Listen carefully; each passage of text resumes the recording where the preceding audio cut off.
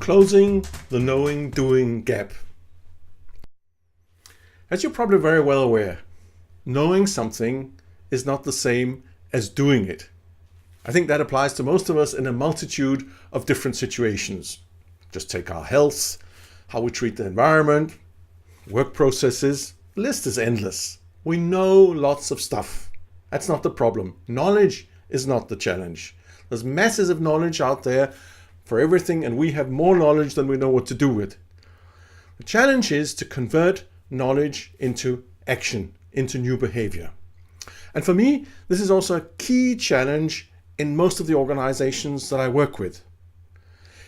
It's not enough to distribute knowledge in the form of memos or courses or trainings or whatever it is we decide to do.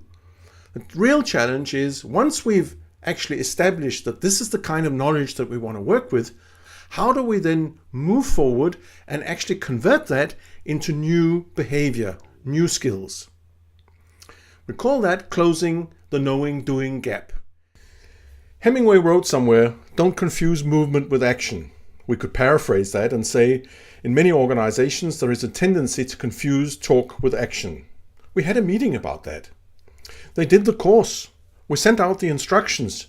Yes, but where's the action? Has it been converted? Has it been implemented? No, probably not. So we assume that talking equals action. But as we all know, that is an assumption, and assumptions are the mother of all F-ups, Why is it important to be able to convert knowledge into action? I think the key here is to understand that we build our sustainable competitive advantage by doing things that are difficult for others to imitate. In service organizations, those things are things like delegation, decentralization, involvement, coaching, feedback, putting people first, empowerment. You know what I mean, the service profit chain stuff. The ideas are all easy to grasp. They're very well documented in the literature as the way to go. We know what produces the right results. But in reality, it is actually really hard to convert those ideas into new behavior. Only the very best service companies actually accomplish this. So we need to move beyond just talking about stuff. And why is that so hard? Well, there are various reasons for that, but let's look at a few of them. One thing is that sometimes we use our memory as a substitute for thinking. And by that I mean we cling to old solutions and ways of working when we feel pressure from deadlines, feel insecure about the situation, or just too fatigued and lack the energy to process new information and try out new stuff. So cognitive overload is a key factor in us trying to preserve the status quo. Or maybe we just fall into the learning trap. If you've ever played tennis, or you can think of another line of sport, for a certain while, and maybe you have never used the two-handed backhand. But everybody tells you that if you really want to create a power shot, you have to use both hands in your backhand in tennis. And so you try. And the first time you try that, it feels horribly awkward. And you probably don't even hit the ball, you don't get it over the net, and it's an absolute disaster. And you say to yourself, this makes me look like a complete idiot trying to do this.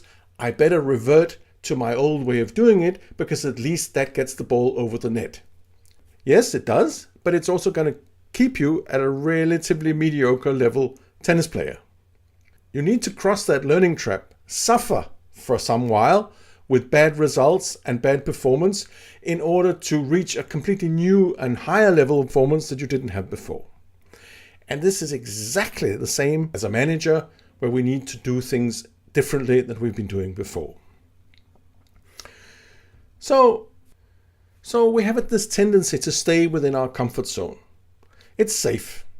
But you see, inside our comfort zone, there's no progress. In fact, research shows that even when we do the same thing day in and day out, if we are not consciously trying to improve it, whatever it is that we do, we'll actually gradually, over time, get worse at doing it. Just think about that for a moment. I sense you don't even believe me. Okay, I challenge you to go take a driving test tomorrow and think if you would pass it. I don't think you would. So, the key here is that learning requires doing. The key point is that knowing is not really learning. Knowing is just the first ingredient to start the process. When we then start doing and reflecting on our doing, then slowly new learning emerges. I will leave you with these thoughts for now. In my next blog, I will start unpacking this concept further and in the process, hopefully inspire you to do something.